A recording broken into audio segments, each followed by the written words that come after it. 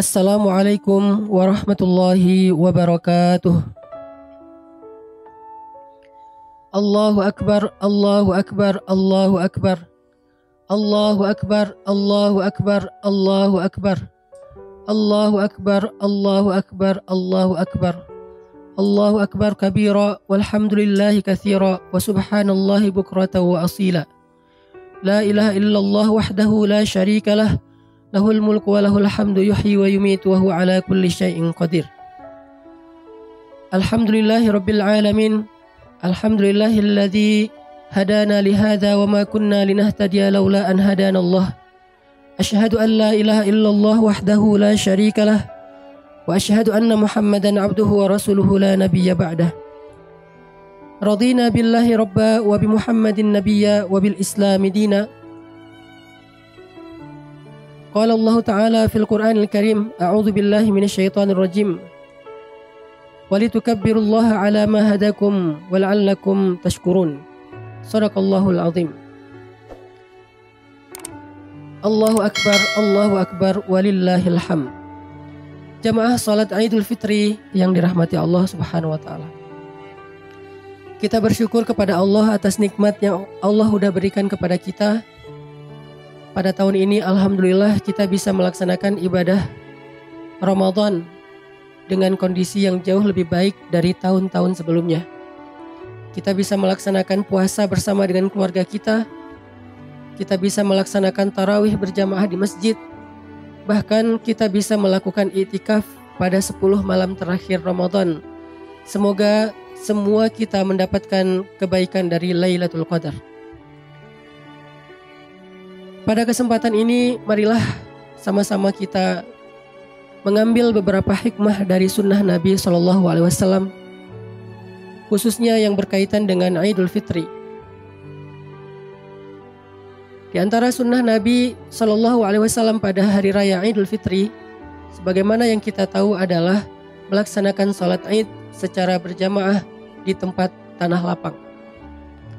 Kenapa sholat Id ini lebih utama diadakan di tanah lapang walaupun boleh dilakukan di dalam masjid dibandingkan dengan sholat wajib berjamaah yang memang lebih utama dilakukan di dalam masjid daripada di luar masjid?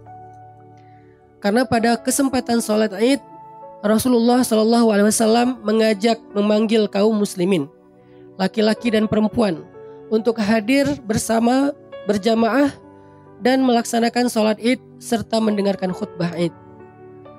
Kenapa diadakan di tanah lapang tidak di dalam masjid? Agar perempuan-perempuan yang sedang haid punya kesempatan juga untuk tetap ikut melaksanakan rangkaian ibadah tersebut walaupun hanya mendengar khutbah. Itulah kenapa Nabi SAW mengadakan sholat Id itu di tanah lapang, agar perempuan-perempuan yang haid ataupun yang nifas ataupun yang dalam keadaan tidak suci, mereka tetap datang untuk beramai-ramai mensyiarkan Islam dengan sholat Idul Fitri atau Idul Adha, walaupun mereka tidak ikut sholat, hanya saja mendengarkan khutbah. Ini adalah salah satu sunnah Nabi SAW pada hari raya Idul Fitri dan Idul Adha. Sehingga penting bagi kita setelah melaksanakan sholat Id untuk mendengarkan khutbah. Semoga dengan khutbah yang kita dengarkan, kita jadi tahu apa hal terbaik yang bisa kita lakukan hari ini, atau khususnya pada hari Yaumul Idul Fitri. Hari Idul Fitri adalah hari berbahagia. Makanya di antara sunnah Nabi dalam hari Idul Fitri itu adalah sukacita. Nabi SAW pada hari Idul Fitri, sebelum beliau berangkat ke masjid, maka beliau mandi, kemudian bersih-bersih, potong kuku dan seterusnya, memakai pakaian yang terbaik yang beliau punya, kemudian bersama-sama dengan keluarganya datang ke masjid ataupun ke tanah lapang untuk melaksanakan sholat Id.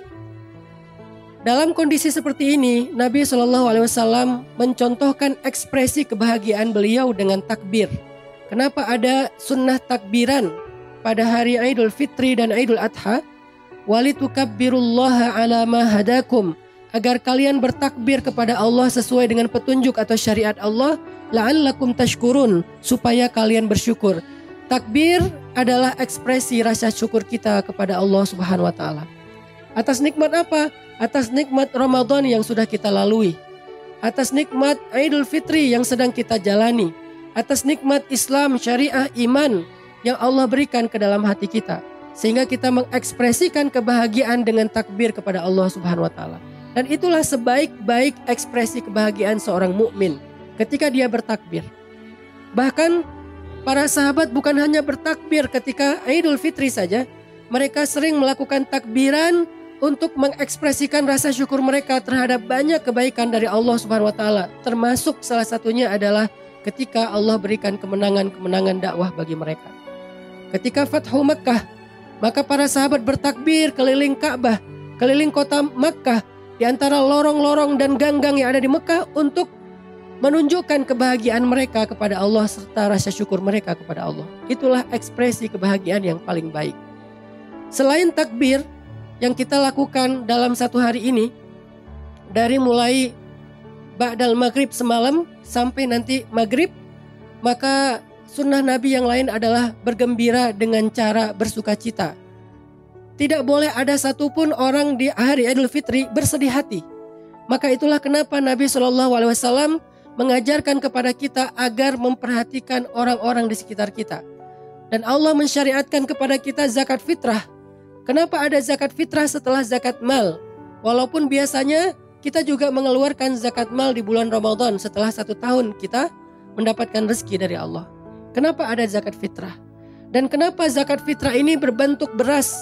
Tidak seperti zakat mal yang boleh berbentuk uang. Walaupun juga zakat fitrah menurut jumhur ulama boleh dikeluarkan dalam bentuk uang, tetapi untuk membeli beras.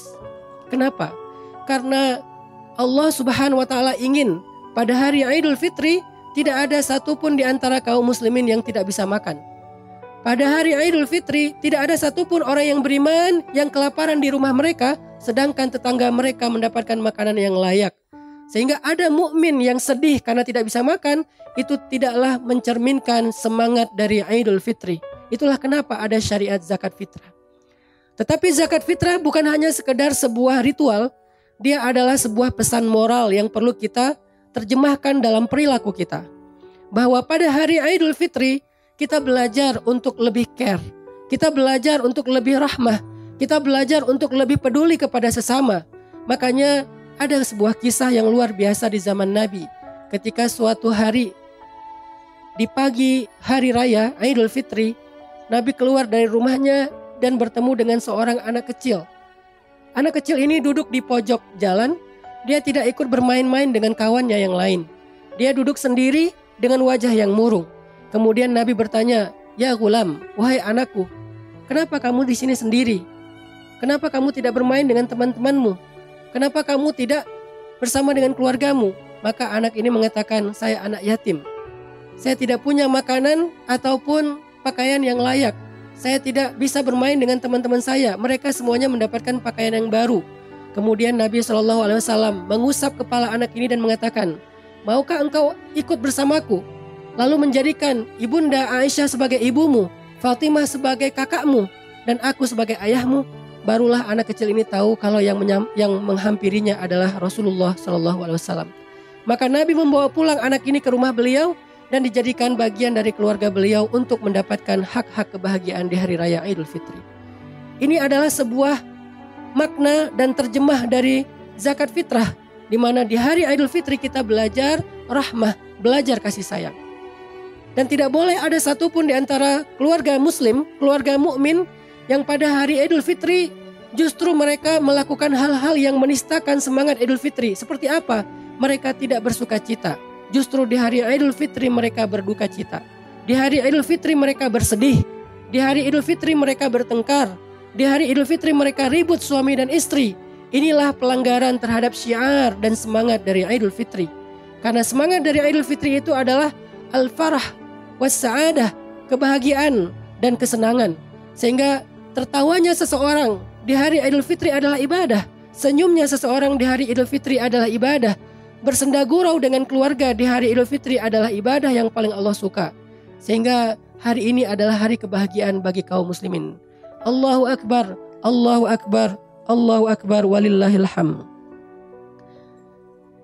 Di antara semangat lain dari Idul Fitri yang diajarkan Nabi SAW adalah semangat sil man qata'aka, menyambung siapa yang memutuskanmu.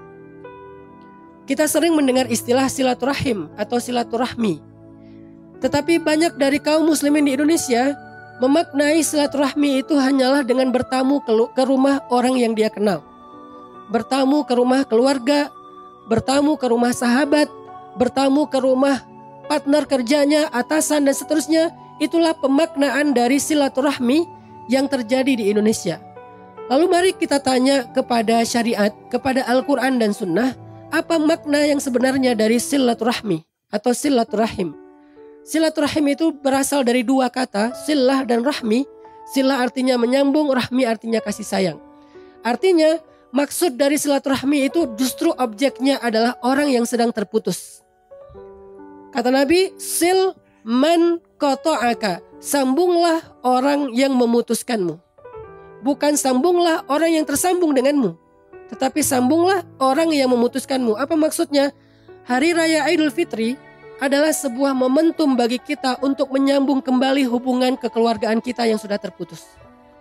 Adik dengan kakak yang sempat ribut selama 1 tahun tidak saling komunikasi, saling blok di WA, saling menghindari, tidak peduli dengan kebutuhan yang lainnya, terputus selama 1 tahun, maka di hari Idul Fitri mereka mendapatkan kesempatan yang sangat baik, momentum yang sangat istimewa untuk sil man qata'aka, menyambung siapa yang memutuskanmu.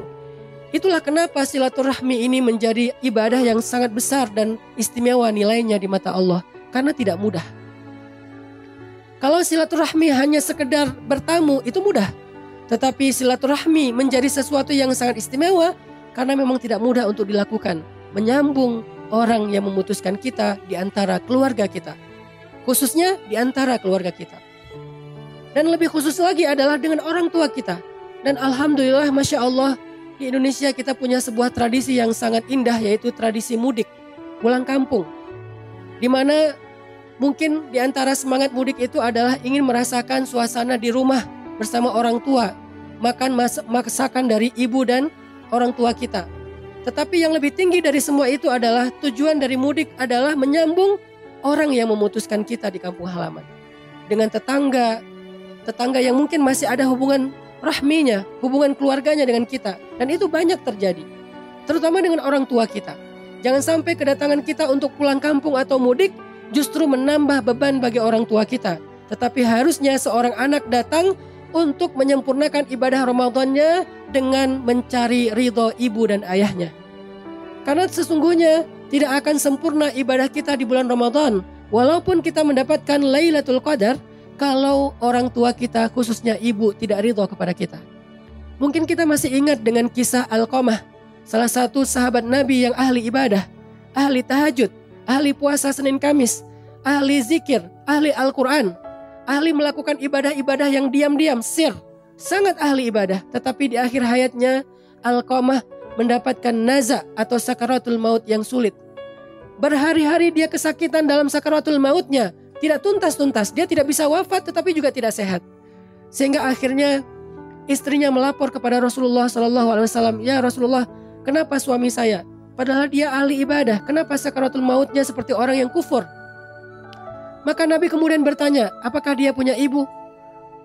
Lalu istri Alqamah mengatakan, dia punya seorang ibu. Panggillah ibunya ke hadapan aku. Maka datanglah ibu ini ke hadapan Rasulullah SAW. Kemudian Rasulullah bertanya, wahai ibu, apa perasaan ibu tentang Alqamah? Apakah ibu ridho kepada dia atau ibu punya perasaan kecewa kepada dia? Ibu ini mengatakan, aku kecewa dan sedih terhadap Alqamah. Dia lebih mendahulukan keluarganya daripada aku. Dia mentelantarkan aku, dia tidak peduli kepada aku, dan aku tidak ridho terhadap Alqamah. Walaupun Alqamah ahli ibadah, walaupun Alqamah seorang sahabat Nabi yang mulia. Sehingga kemudian Rasulullah mengatakan, wahai ibu, jika ibu tidak ridho kepada Alqamah, maka Alqamah akan terus kesakitan dan tidak akan selesai nazak ataupun sakaratul mautnya. Ibu ini masih bersikeras untuk tidak ridho kepada anaknya. Sampai kemudian Nabi mengatakan, wahai para sahabat, kumpulkanlah kayu bakar. Aku akan membakar Alqamah agar memudahkan sakaratul mautnya. Mendengar ini, maka ibu ini kemudian merasa iba kepada anaknya, naluri seorang ibu. Sehingga dia mengatakan, ya Rasulullah, jangan sakiti Alqamah, jangan sakiti anakku. Aku ridho, aku maafkan kesalahannya. Aku ampuni kesalahan-kesalahannya selama ini dan aku tidak akan menuntut dia di akhirat. Kemudian Nabi bertanya, apakah ibu mengatakannya dengan jujur? Ibu ini mengatakan, lihat saja bagaimana keadaan Alqamah. Lalu Nabi mengutus seseorang untuk melihat keadaan Alqamah di rumahnya. Dan orang itu kembali dalam waktu yang tidak lama dan mengatakan, ya Rasulullah, Alqamah telah wafat dalam keadaan tenang.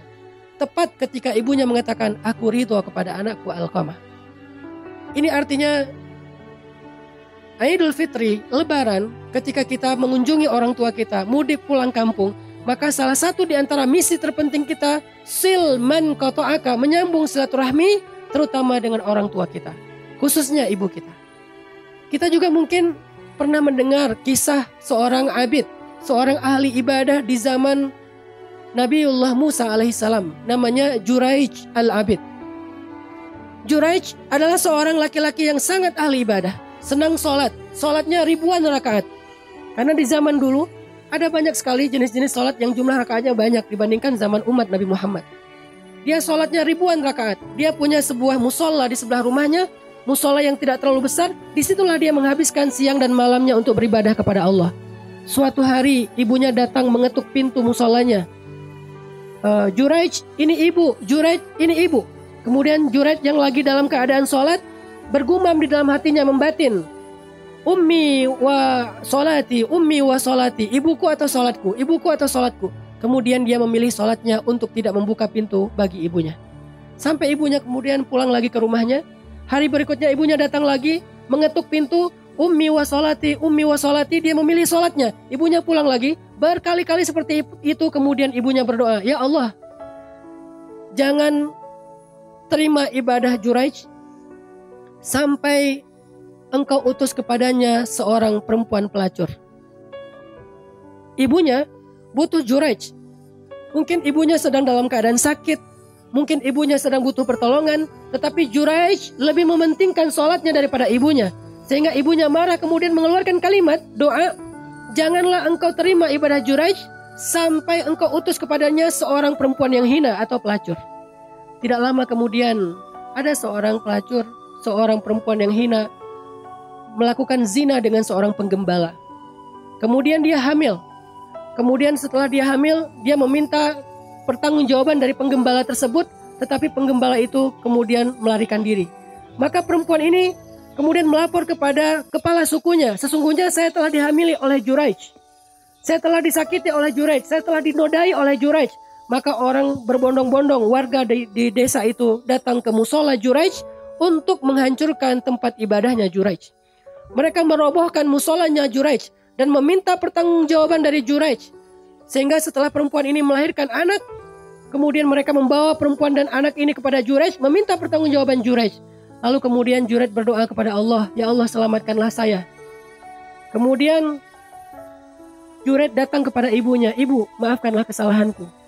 Ini adalah kedurhakaanku terhadap ibu, sehingga Allah memberikan saya ujian dengan datangnya seorang perempuan pezina dan pembohong yang menuduh saya telah menodai dia. Dan saya harus bertanggung jawab terhadap anaknya yang bukan anak saya. Setelah dia mendapatkan ridho ibunya, tiba-tiba bayi itu bisa bicara. Ini adalah satu dari 3 bayi dalam sejarah Islam yang bisa berbicara, seperti bayinya Isa alaihissalam. Bayi ini kemudian berbicara mengatakan, ayahku bukanlah Juraij. Juraij adalah seorang al-abid, ahli ibadah, orang yang soleh. Ayahku adalah seorang penggembala yang telah melarikan diri dan tidak bertanggung jawab. Barulah kemudian masyarakat di situ tahu bahwa Juraij tidak bersalah.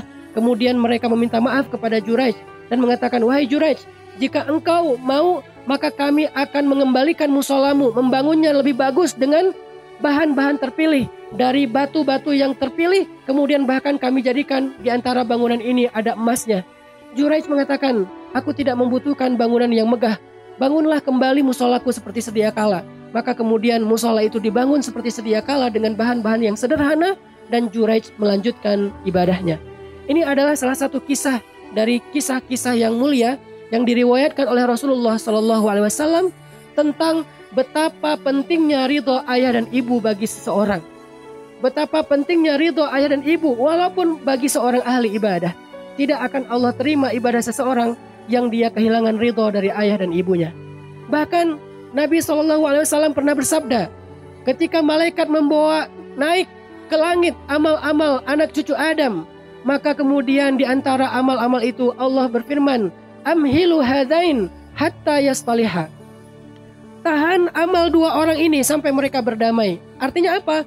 Siapa yang tidak bisa menyambung silaturahmi, siapa yang memutuskan silaturahmi, siapa yang tidak mau saling berkomunikasi di antara muslim lebih dari 3 hari, maka amalnya tergantung antara langit dan bumi, walaupun dia ahli ibadah pada malam Lailatul Qadar.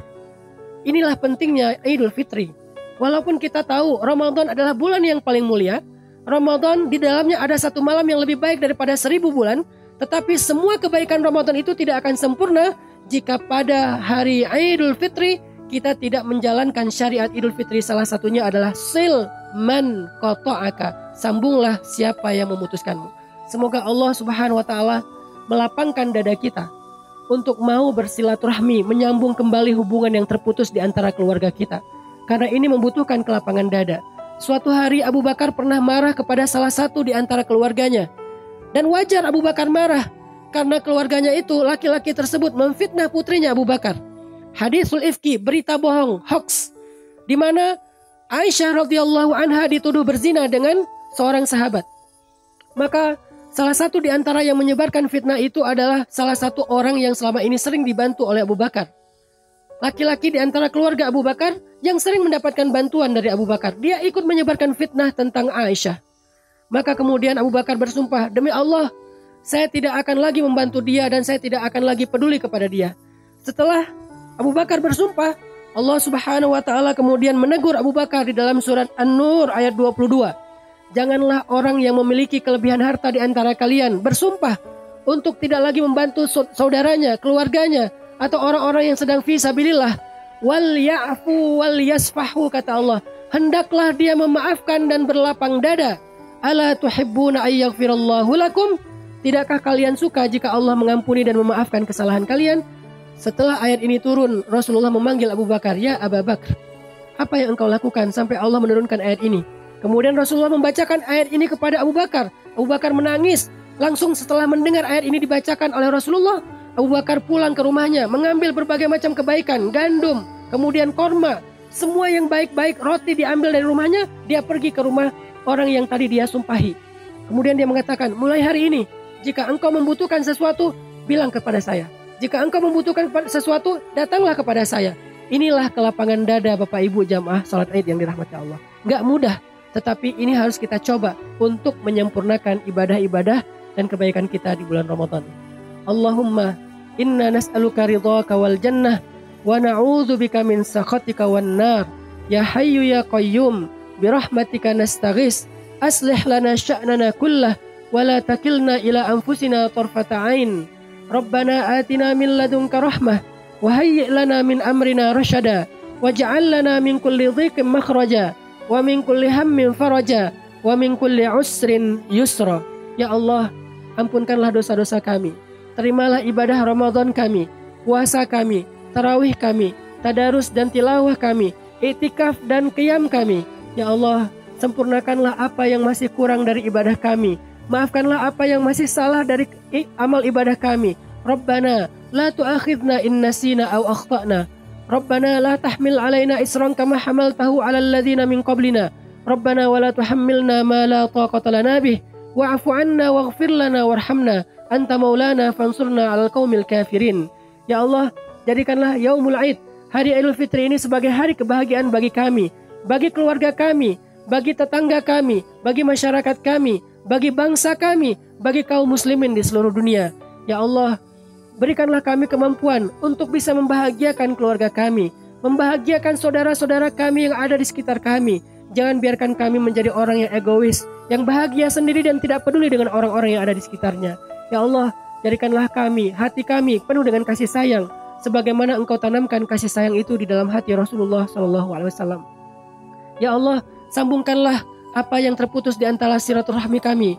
Sambungkanlah orang-orang yang memutuskan kami, ya Allah, di antara keluarga kami, orang tua kami, saudara kami, adik kakak kami, sepupu kami, keluarga besar kami, ya Allah. Rabbana, terimalah ibadah kami hari ini. Rabbana, segala puji bagimu atas nikmat Idul Fitri, dan jadikanlah kami orang-orang yang beriman, dan pertemukanlah kami dengan Ramadan tahun yang akan datang. Rabbana atina fid dunya hasanah wa fil akhirati hasanah wa qina adzabannar. Aqulu qouli hadza wa astaghfirullah li wa lakum innahu huwal ghafurur rahim. Assalamualaikum warahmatullahi wabarakatuh.